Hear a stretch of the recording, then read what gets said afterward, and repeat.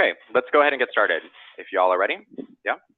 Great. Welcome, everyone. We're excited to have you here at our webinar, which we are partnering with Hoshen, using Hebrew inclusively, navigating a gendered language. So before we get started, just to quickly introduce our facilitators and various organizations. My name is Daniel Boehner. My pronouns are he, him, and his. I'm the National Director of Education and Training with Keshet. And so Keshet, we work for the full inclusion and equality of lesbian, gay, bisexual, transgender, and queer Jews and Jewish life. We are a domestic organization in the United States. We work all over the country to educate Jewish communities on LGBTQ identity and experience and how they can work to make their communities more inclusive.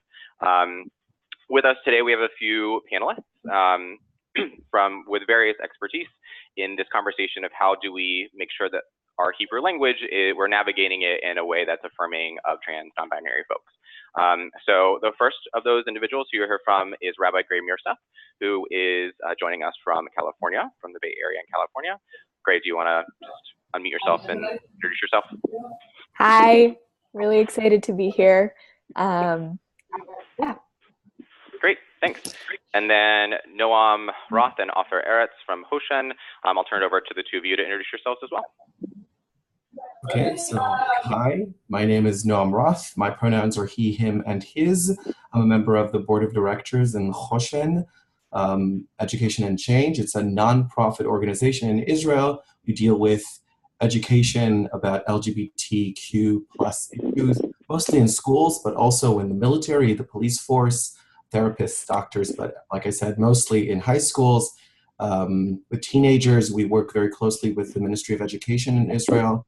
We have a website, hoshen.org. It's also possible to support us there. And that's me. Hi. To introduce yourself. Sure. Can you hear me okay? Yep. Hi, my name is Ofer. I'm a volunteer at Hoshen for the last year and a half, and for the last few months, I'm also the executive director for Jerusalem Open House for Pride and Tolerance, which is the LGBT organization and community center for the people of Jerusalem. And thank you for this opportunity. Yeah, excellent. So just to quickly discuss what we're going to go over today. So we're going to start in the hour that we have together, just going over terminology, American English terminology around gender identity, just to make sure we're all on the same page with some shared language. We'll turn it over to Hoshen, who's going to lead us through conversations on how trans, non-binary, queer communities are navigating Hebrew as a gendered language in Israel, cover kind of conversational Hebrew, and then we'll hear from Gray, who will talk to us a little bit about Hebrew has been used in ritual, using Hebrew in ritual context in the United States, and how we can navigate that. And then we'll give space for questions. Just really quick about the tech, I'm going to turn my video off and mute myself, but I will be monitoring the chat and the Q&A. We won't take questions until the end just because we have a lot to cover. So if you have any questions that come up, please write them in the chat or in the Q&A. Again, because of time limitations, we might not be able to cover all the questions, but I will write them down so that we can follow up with you later. And so with that, I'm going to turn it over to Gray, who's going to lead us in the terminology piece. Take it. Thank you so much, Daniel. We can go ahead to the perfect terminology slide.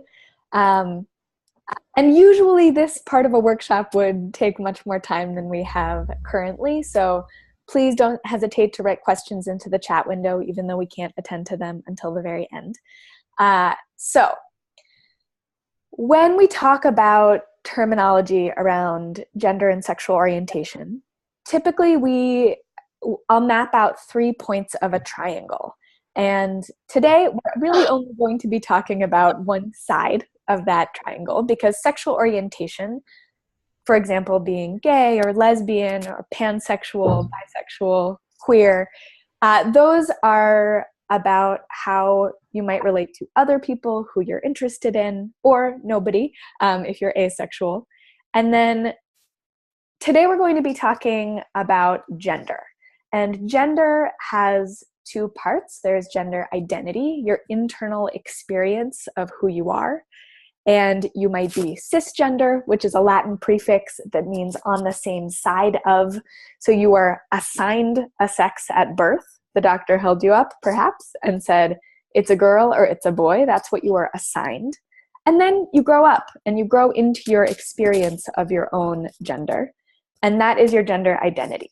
If you are transgender, that's a Latin prefix meaning to have crossed, to be on the other side of. Again, this is very binary terminology, but we do with it what we can.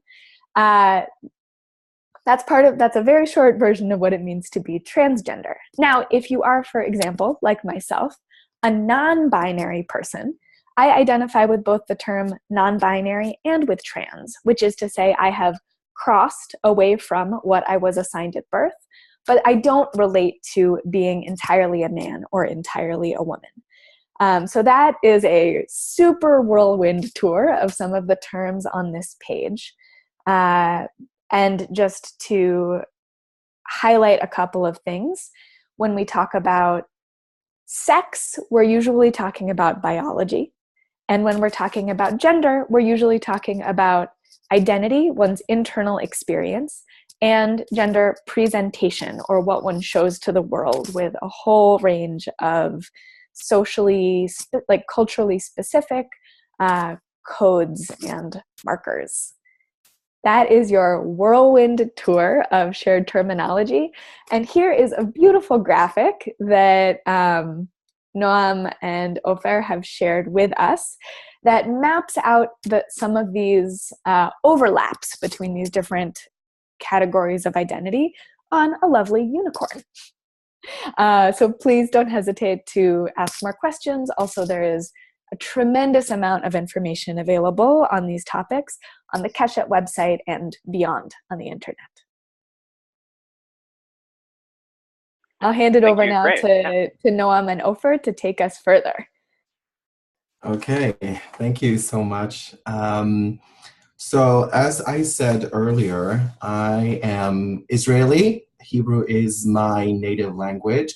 So first of all, if I make any mistakes, I apologize. But also I have to navigate the world speaking Hebrew, and I'd like to share with you some of the challenges that I face and that Hebrew speakers face when speaking Hebrew.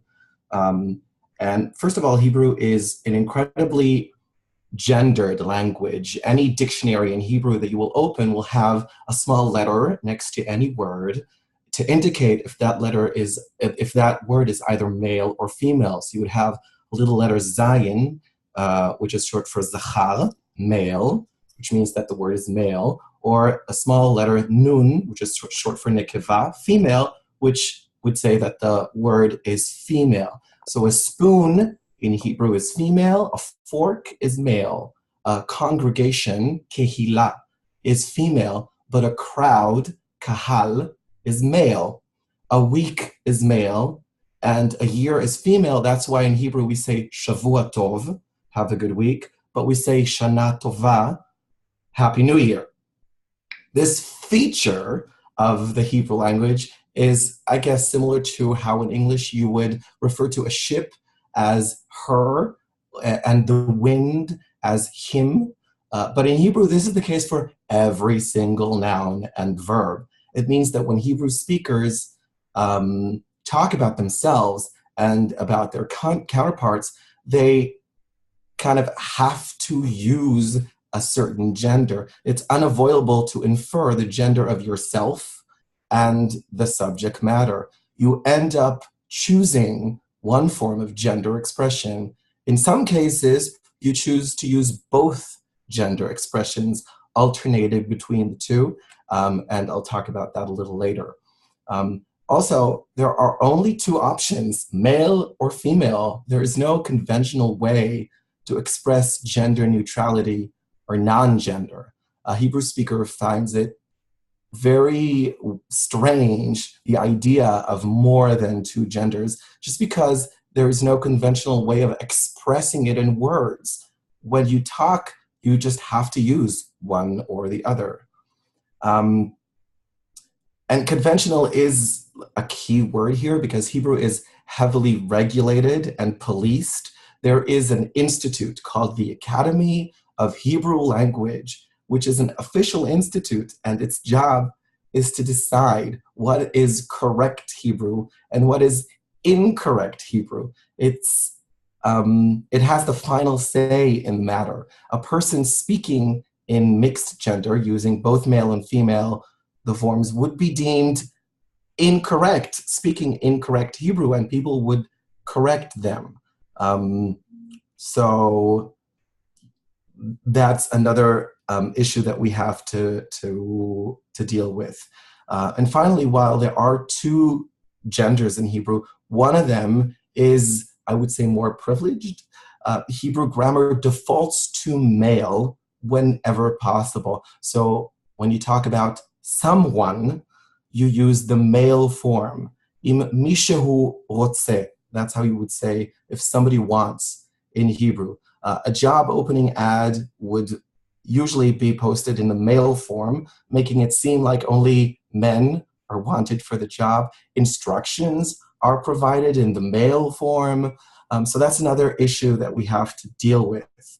And the reason that I'm telling you all of this is to understand that we do have many solutions to this, and I'm going to go over a lot of them with you here today and teach you some tricks, but none of the solutions is a foolproof one, and they all have their shortcomings. We're going to touch their pros and cons, and you will be able to decide and make up your own mind on what you think is best for your congregation or for your choice when you're speaking Hebrew. And that's it. I think let's get on to the next slide. Yeah, so I've gone through this. We can go on to the next one. Yeah. Okay, so the first thing I want to do is kind of teach you how to ask someone what their preferred pronouns are. So in Hebrew, you can't ask what your pronouns are because the word your in Hebrew is gendered. It's either ata or at. So what we do say is be'eze lashon pniya lehishtamesh. This will also be on the handouts that will be available. Be'eze lashon pniya lehishtamesh is the question that we ask when we want to know what someone's pronouns are. And the answers could be na lifnot b'lashon pniya nekeva, which translates to I use female pronouns, or na lifnot b'lashon pniya zachar, which translates to I use male pronouns, or na lifnot b'lashon pniya me'orevet, which translates to I use mixed pronouns. Sometimes people answer with, I don't really care, and you can use whichever pronoun you want, and that's when we are, I guess, in the clear. But anyway, the best way to ask is be'eze lashon pniya lishtamesh. We can go on to the next slide, and I will turn it over to Ofer. Ofer, if you would like to talk a little bit about your experiences. You're still muted, Ofer.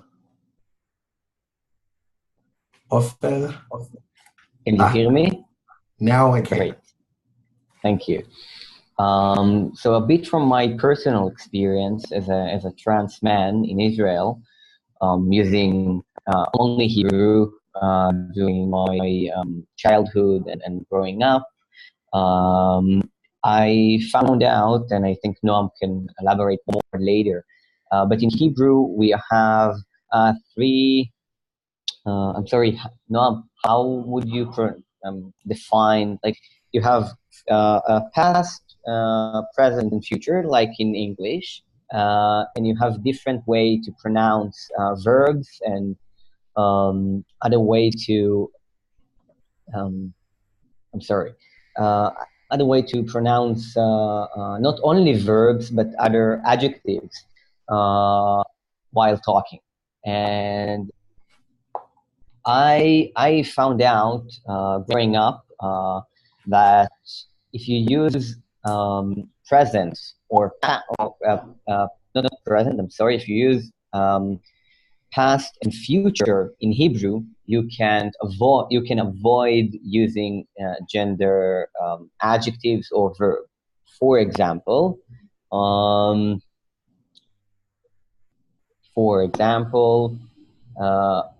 holech. Ani is I, holech is walking, which in English is okay because you can't tell if walking is regards female or male, but in Hebrew, holech is for male and holechet is for females. But if you use it in the future, you would say, ani elech. Elech, I will go, or I will walk. And in past time, you would say, ani halachti. So if you take the verb and convert it to past or future, you can avoid using gender pronouns or something like that.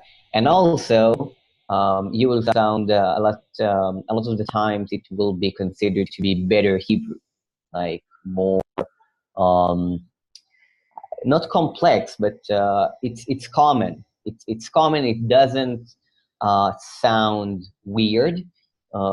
Certainly not while talking a fluid conversation. So I guess this is my personal choice in order to avoid addressing myself in a gendered way. It becomes more difficult when you address someone else. You can do it. For example, if you want to ask someone, no, I'm sorry. No, I want to correct myself. It doesn't work all the time. I'm sorry. It doesn't work all the time when you want to address other people. When you want to address other people, there is other solutions that are more fit for it. And I think Noam will elaborate more later about yeah, I have a few how slides to... about that for sure. Thank you.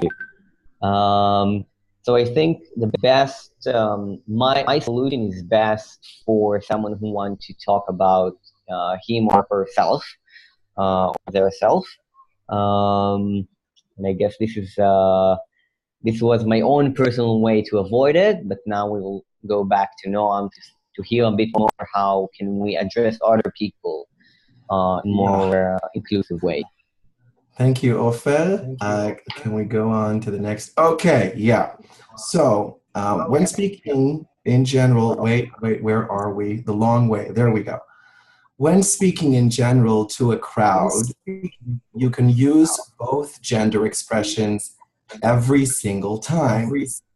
So for example, the sentence that we have here, אם מישהו רוצה או מישהי רוצה להצטרף, מוזמנים ומוזמנות לעשות כן. The translation is, if anybody, male, or anybody, female, wants to join, you are welcome, male, and welcome, female, to do so. This is a very politically correct solution because nobody is left out.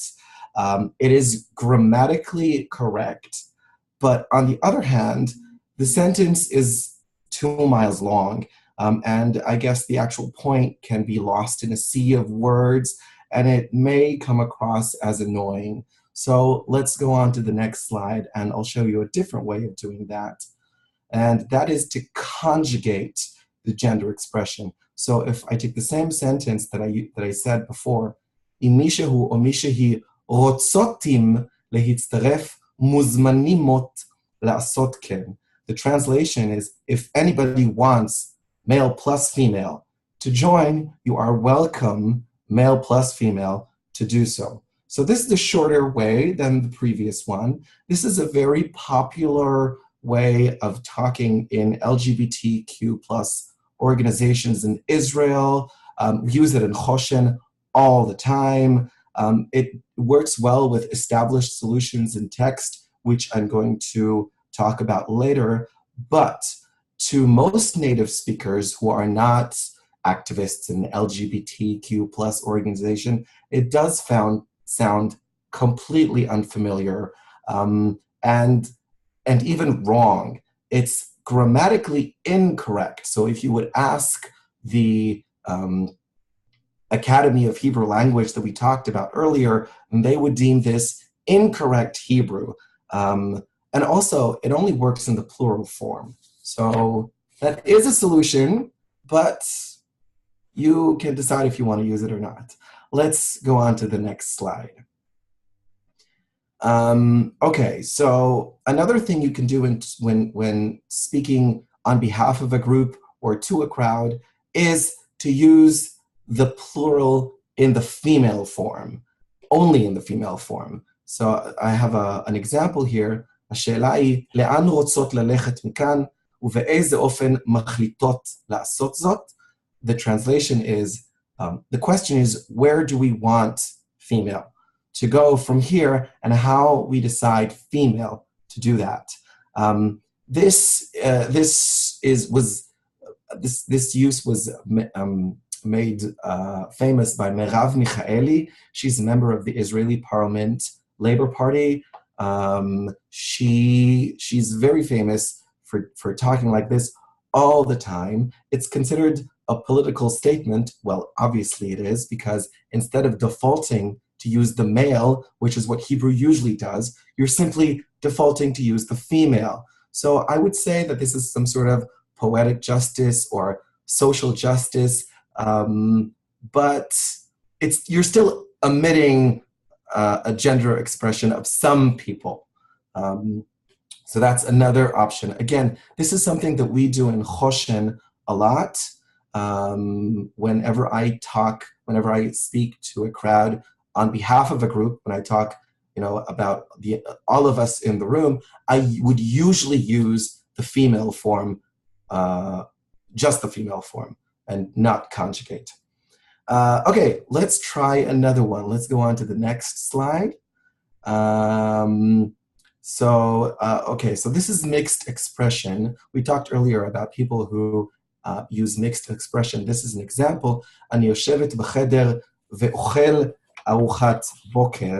So this is someone who's talking about themselves in both the male and the female form. One of the board members in Hoshen is a non-binary person, and whenever she speaks about himself, she gets corrected. People think that he is making mistakes in Hebrew, and that's something that she has to deal with all the time, and he has a very interesting experience with that. But it's very important that you would know that that is out there. That is something that is, people use this solution. Let's try the next slide. Okay, so now we're going on to text. What happens with text in Hebrew is that you can do something that you can't really do when you talk. So look at this. Look at the example. It says nashim yekarimot, but there are slashes. So nobody usually would read this, but this is very, very common. So you can see this in newspapers or on billboards all the time. Israelis would recognize this very, very easily. It's kind of like multiple choice exam where you kind of choose whichever gender you feel best describes you. But the problem with this is that, first of all, slashes are not very nice in the middle of text. And especially if you use these slashes in every single word in a sentence, and if you have a very long text, it becomes kind of, it's just not nice. It doesn't look nice. And also it kind of implies that there are only two genders. So there is a solution for that, and that's in the next slide, and that is using periods or dashes. Okay, so we have the same words that we had before. Anashim yekarimot, anashim yekarimot. You'll have to excuse my voice. Israel just won the Eurovision Song Contest, and I have not recuperated yet. So using periods and dashes eliminates the problem of it looking bad and this would less imply that there are only two genders. The problem here is that, well, it is kind of unfamiliar. Again, like I said before, with the slashes, Israelis would recognize it easily. This form is a lot less familiar. Also, periods in the middle of words, I wouldn't say that it's incorrect, but it's inconclusive. Okay, let's go on to the next slide. Oh, this is something that I love. So Hebrew text allows us to kind of avoid letting the reader know which gender we're using. Look at the first sentence. I can read this as Hatik shelcha chika lecha b'misrad ha'im lekachta oto. And the translation would be, your bag is waiting in the office, did you take it? But I can also read this as Hatik shelach chika lach b'misrad ha'im lekacht oto. So because there is no punctuation, the person reading this can decide the way that they want to read it, that they are comfortable with in terms of gender. It can sometimes work in other tenses, like the last example that we have here. Yesh maspik mekomot lekol mi sherotze. I can read this as Yesh maspik mekomot lekol mi sherotza. This translates to, there are enough places for whoever wants them. I think this is the end, right? I'm going to let Rabbi Gray take over from here. Thank you. Thank you, Noam. And Ofer, thank you both. That is a super helpful overview, and I can see in the chat window people are asking really wonderful questions, some of which we won't be able to get to, sadly, during this time, but all of which I think will provoke really interesting conversations down the line. I'm just going to briefly give an overview of some aspects of innovation in Hebrew ritual practice and the way that minhag, that Jewish custom, develops. I don't actually know where a lot of these were originated, so if any of the attendees or panelists happen to know, please contribute, but my awareness of these practices has sort of emerged out of primarily queer and trans people adapting liturgical language to work for us because the existing templates didn't always. And one place that happens is in Hebrew names. So taking my Hebrew name as an example, my name is Harav Ze'ev Kochav Leveit Yonatan Verachel. And the beginning of it, that's pretty standard. It means that my name is Rabbi Ze'ev Kochav, that's my name. And the innovation is in the middle. So rather than being the daughter of, so Bat, my parents, or the son of Ben of my parents, I am Leveit, and then my parents' names. So I belong to the house of my parents. Now, there's a little bit of divergence in this custom as it is developing, and the grammar is a little different in each case. Neither one is entirely wrong. So Leveit is more in line with the way that households are spoken about in the Torah. It's pretty old school. So it means you belong to the house of your parents. In Mibeit, that means you are from the house of your parents. And, you know, I think of this as being, so in the way our liturgical and scriptural tradition talks about households, it is beyond a physical dwelling. So even though I actually do currently share a household with my parents, but even in a situation where perhaps parents don't share a household or a young person doesn't live with either or both of their parents, there is a sense where household is beyond physical dwelling place.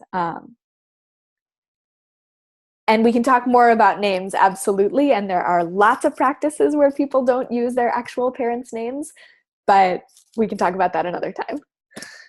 We can go to the next slide, I think. So another place gender comes in a public sphere in communal practice is when calling someone up to the Torah. And there are two grammatical conventions that I am familiar with. Please add to the list if anyone else is familiar. We are really crowdsourcing these practices because that is the way that liturgy has always been developed. So the two practices that I'm familiar with are calling someone up by saying na la'amod, and you can either say na la'amod la Torah, so to the please get up to the Torah, or please rise for a certain aliyah. There would be a number in the blank spot, and then the person's Hebrew name. And this is rather than saying ya'amod or ta'amod. So masculine would typically be ya'amod, feminine being ta'amod. And this also in some ways solves the problem of plurals, because any number of people can be called up with na la'amod. I know there was a question in the chat box about plurals. So that's one way around it. The other way around it is ani ekra la Torah. So I will call to the Torah, or ani ekra le aliyah, whatever number aliyah it is. And that is employing the non-gendered first person future tense. So that's another way around it. I think we can go to the next slide. Perfect.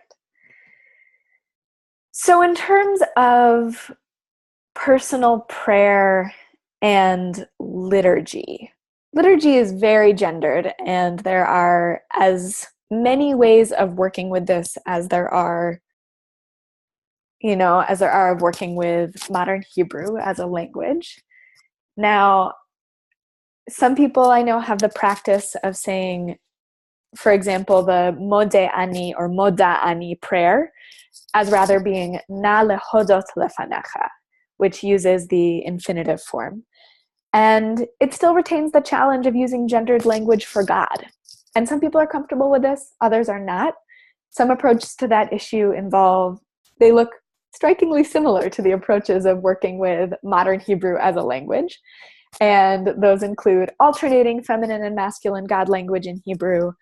That includes leaving Hebrew liturgy unchanged with masculine God language and using non-gendered language for God in English translations, or contrasting what happens in the Hebrew and what happens in the English translation, so potentially using feminine in English.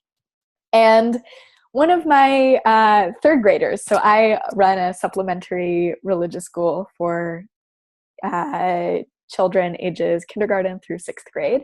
And one of my third graders recently proposed that we might consider using exclusively feminine language for God, since in her words, that's only fair after such a long time calling God he.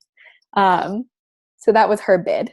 And I think it's certainly worth considering. There are many other approaches.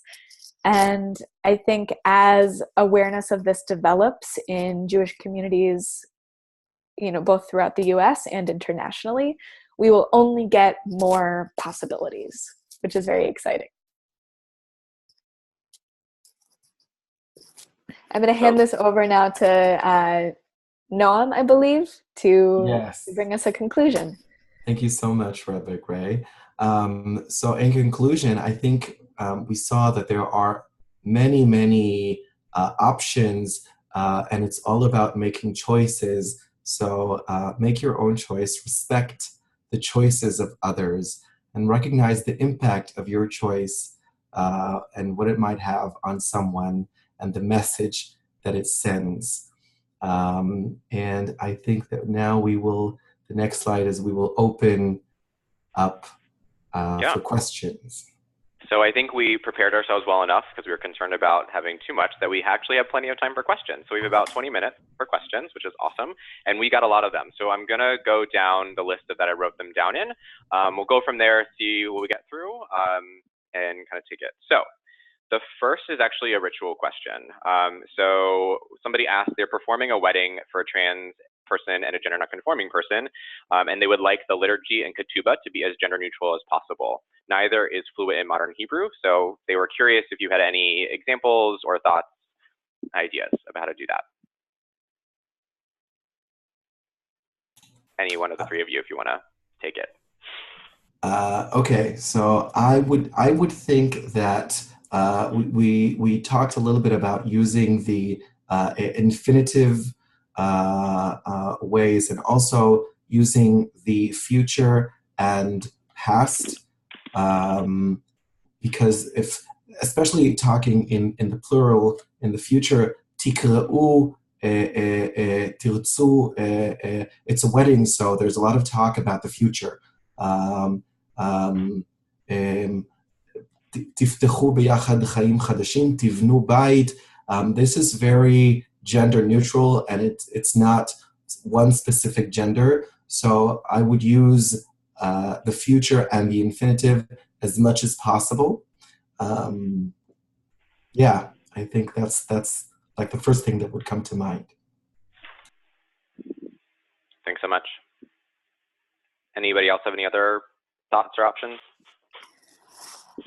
I would definitely bring in, if they're not already aware of it, the conventions around non-gendered names. And beyond that, say here's an array of options, right? We can mix language. We can use these combined endings.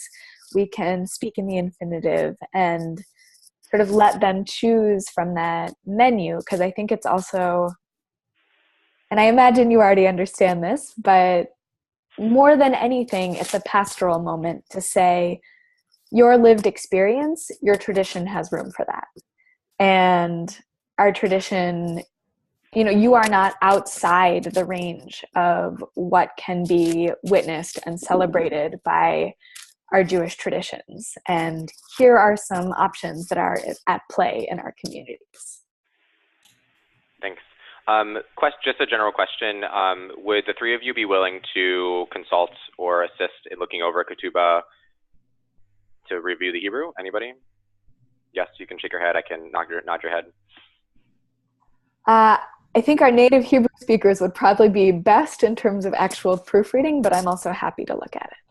Yeah, I will do my best. I can promise that I will do my best.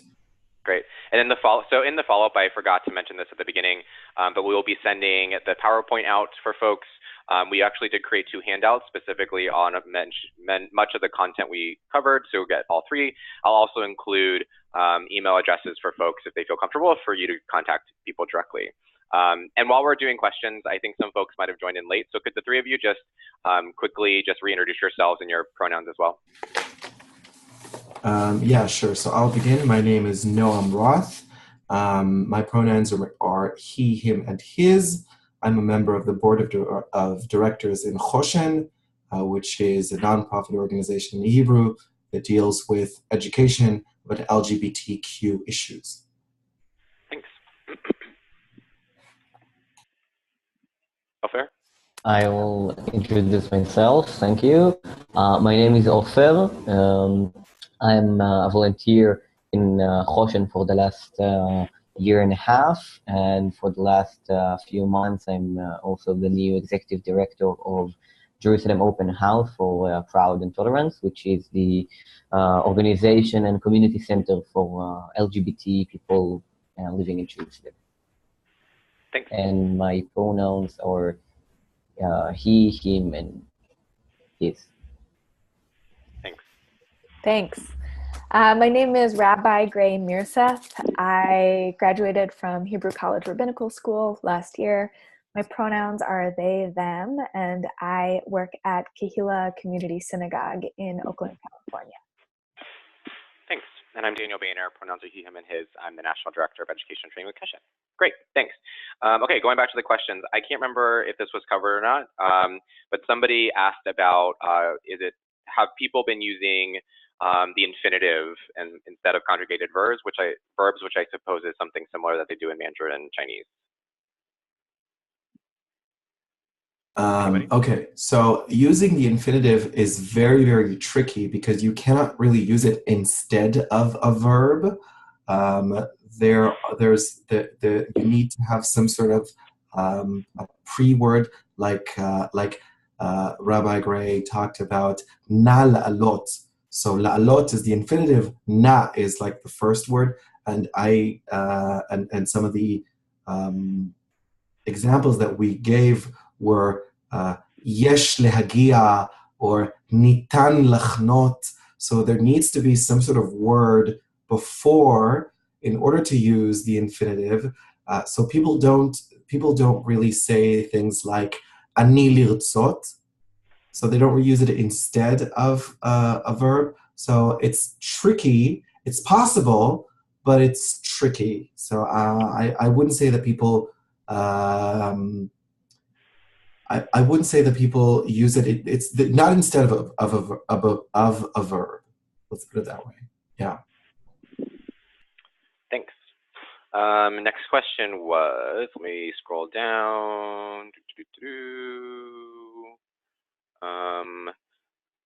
And you might, again, apologize if you mentioned this already, but I just want to make sure it's covered.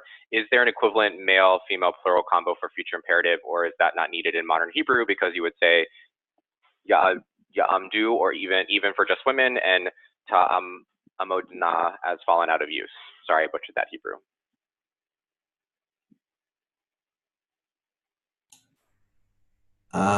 Okay, so I can answer a little bit, but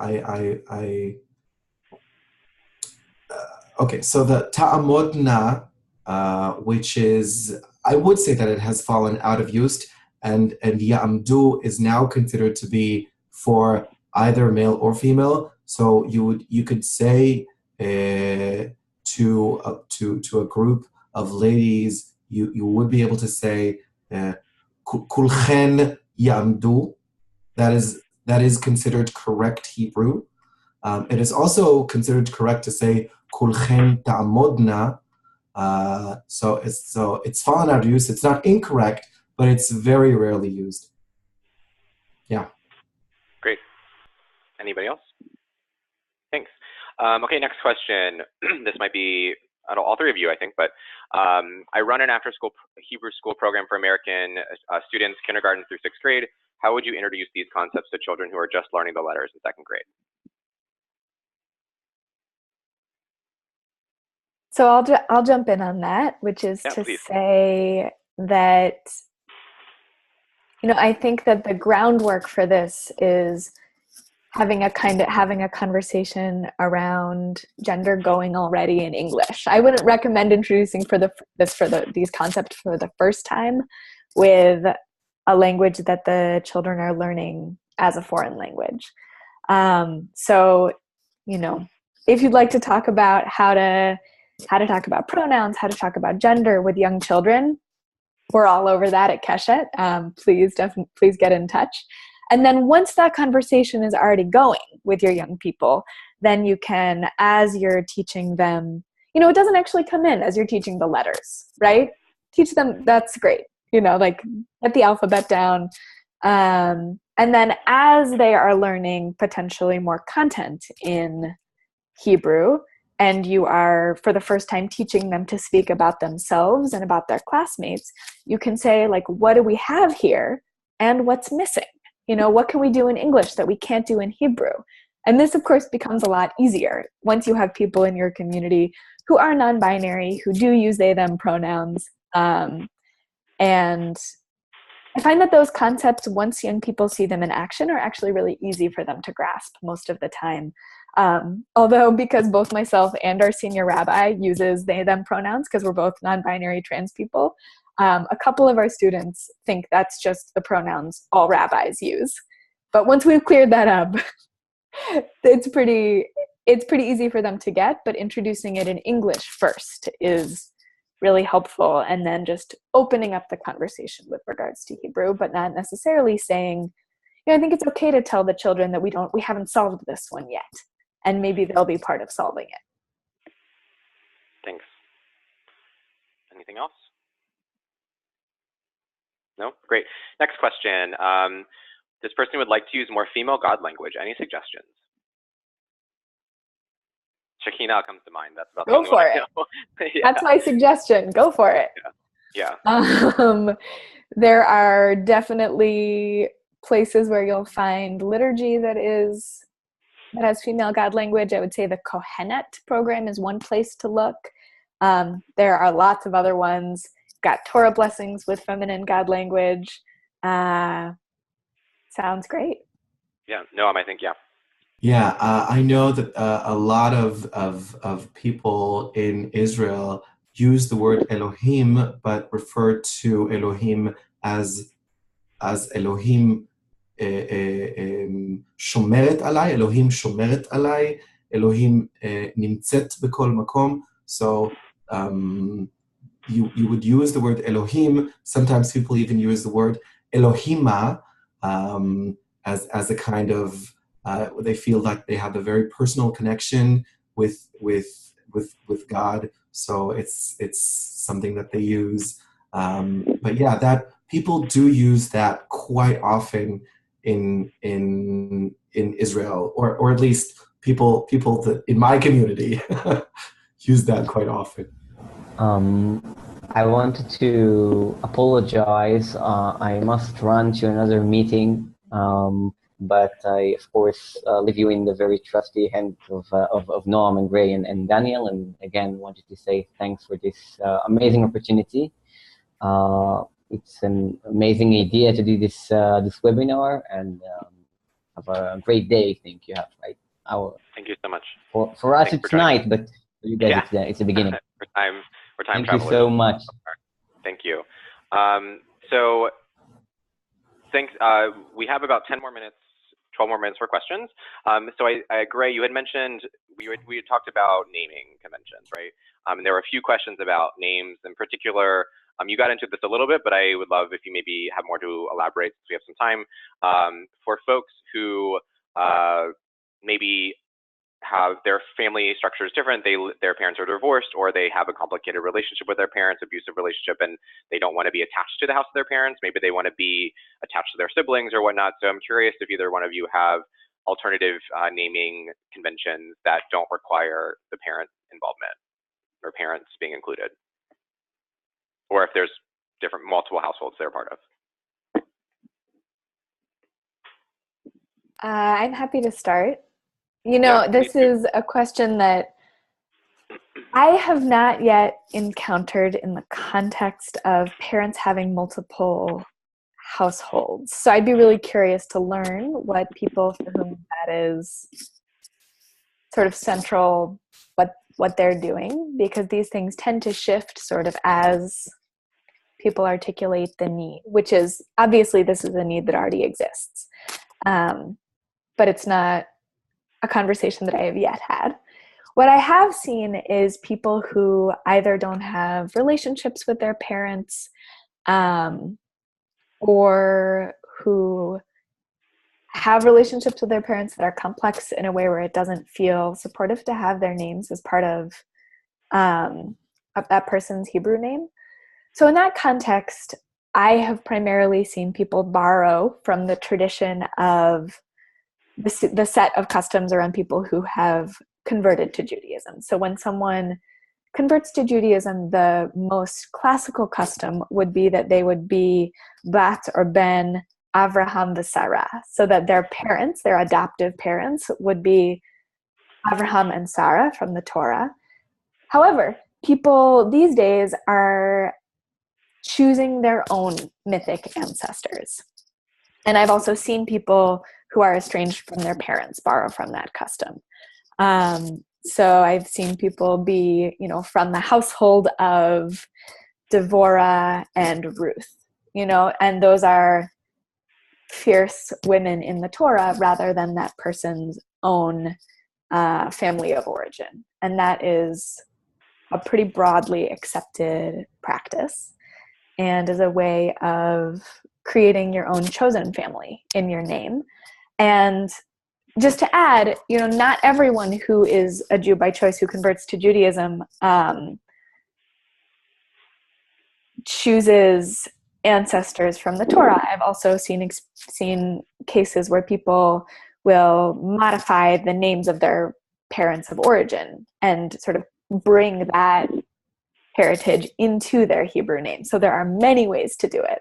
And in terms of having multiple households, I think you could pluralize it, right? You could be from the households of your parents. And it's also entirely possible that there are options that aren't in use yet. So as more options come into use, I'm excited to hear about them. Thanks. If I may add, yeah, please. So in Hebrew, using the word levate actually means from the family of. So you could use any name of any family member, and it would still be fine if you don't want to be if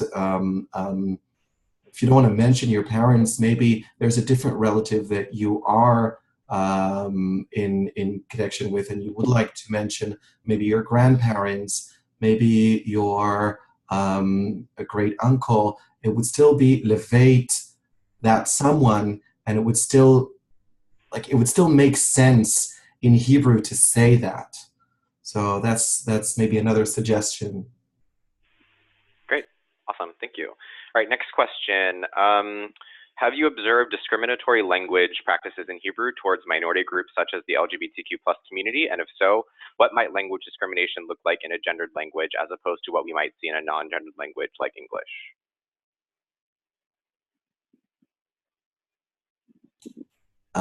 Discrimination in language, like I'm not sure I understand. Yeah, if you, the person who wrote this question, maybe if you could read chat in, type in, kind of rephrasing the question. I think it might mean, I don't want to assume, but maybe I'm curious if like, so similar like in English, we have the concept of misgendering, right? Or the idea of misgendering, so you're using the wrong pronoun. So I would assume in Hebrew, you misgendering somebody would be using the incorrect Hebrew ending, right? Yes. So I'm curious, maybe I think in the American English-speaking world, know maybe what some of the kind of English slurs are related to sexual orientation, gender identity. I don't know if this person is asking about maybe what some of those in Hebrew are, so we might be aware of those. Maybe, I'm not sure. But we can also move on to a different question. If the person that asked this, if you're still on, if you could just rephrase it a little bit, that would be really helpful. And so we'll move on to another question in the meantime. What was the other question? So going back to something you mentioned at the beginning, Noam, about Shana Tova and Shua Tov as examples, we talked really specific about people, but I'm curious kind of how the queer and trans community navigates just basic words that have nothing to do with people, but everything's kind of gendered at the most basic kind of levels. Like, is that part of this conversation? Do you see folks kind of changing words based on that don't even relate to a person? Right. So usually, no. Usually, like people, the Hebrew language is still the Hebrew language. It usually does not offend people that that a chair is male and that bed is female. So they would still say shulchan kiseh echad v'mita achat, kiseh namuch mita gvoha. So people still refer to objects in their gender the way the Hebrew language assigned gender to them however many years ago. But it is when we talk about people and people's genders is by definition something that they define themselves, that they choose for themselves, that they feel. And so that has a lot more repercussions, and that is mostly what this conversation is about. Thanks. So final call for questions. So we have about 4 more minutes. I just want some folks are writing in the chat in response to the female God language. Havurat Shalom has a Siddur which alternates between masculine and feminine God language. For more expansive God language, this Ariane Weitzman suggests Marcia Falk's The Book of Blessings. The Kol Haneshma Siddur series suggests Yad, potentially female, and Ein Chaim instead of Eloheinu and Chai, Elohim instead of Melech HaOlam.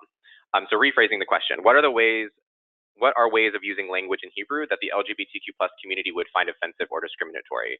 Do we see similar practices in Hebrew as in English, such as slurs, misgendering, gendered language, and policy that excludes some genders, etc.?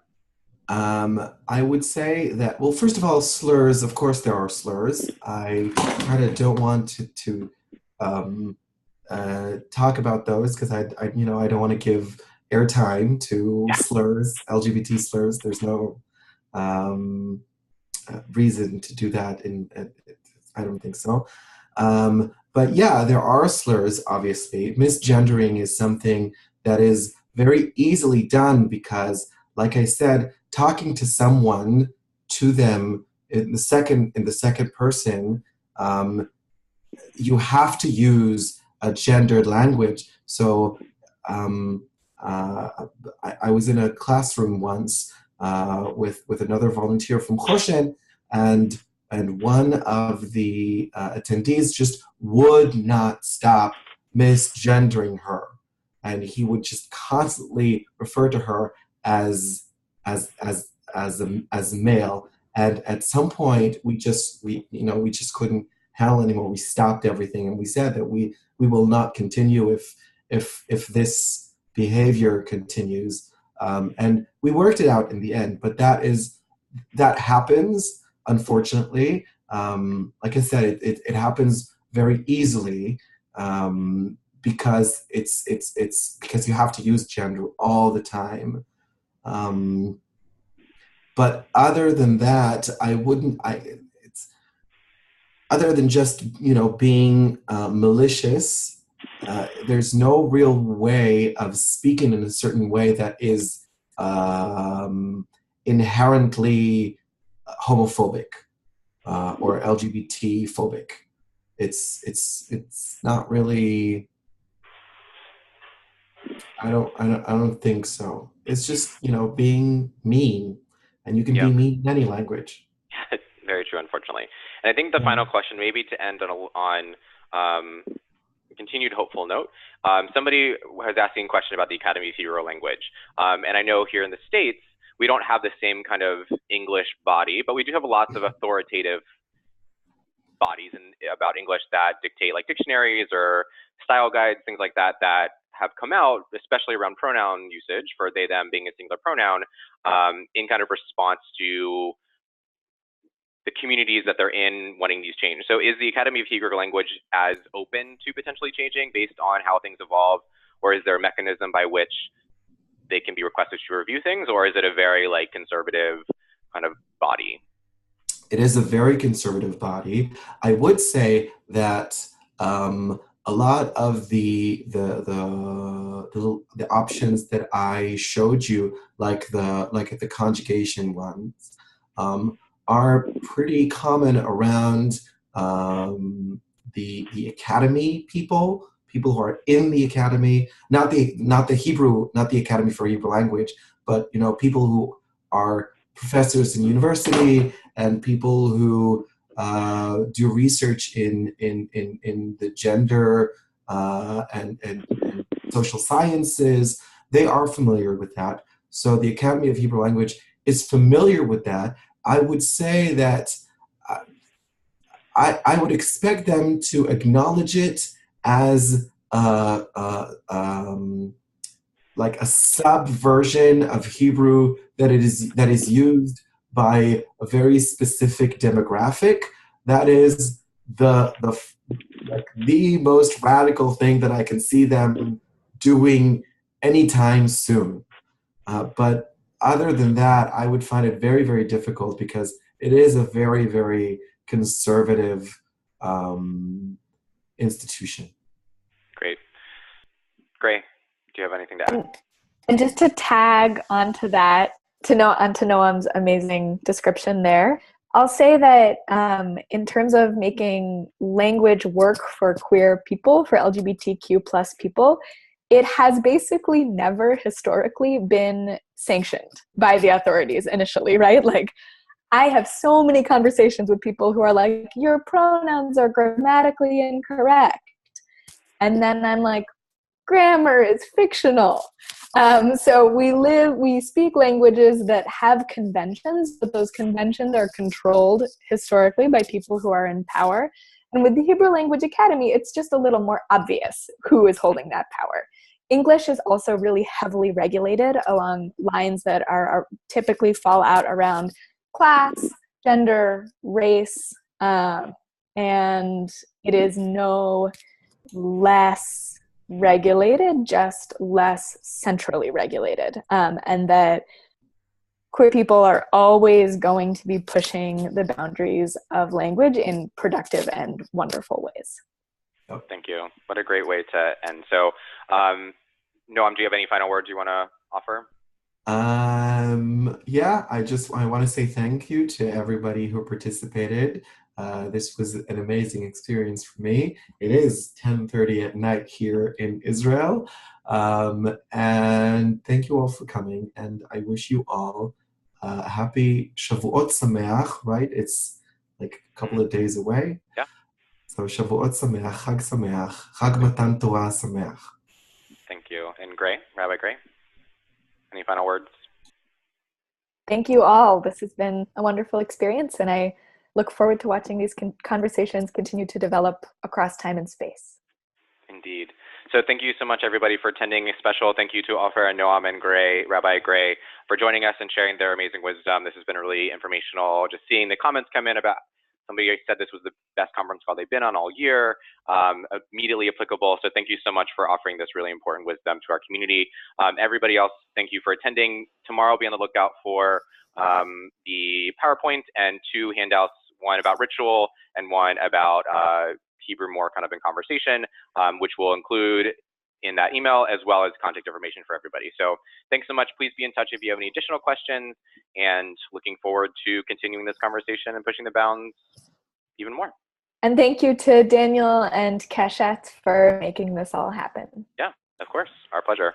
We do what we can. Thanks, everyone. Bye. Bye.